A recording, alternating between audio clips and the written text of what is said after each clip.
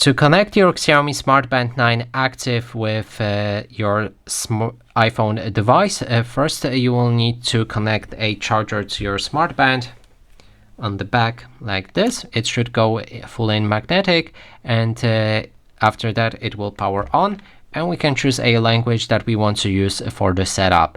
In this case, I'm going with the English. Then we can move to My Fitness app.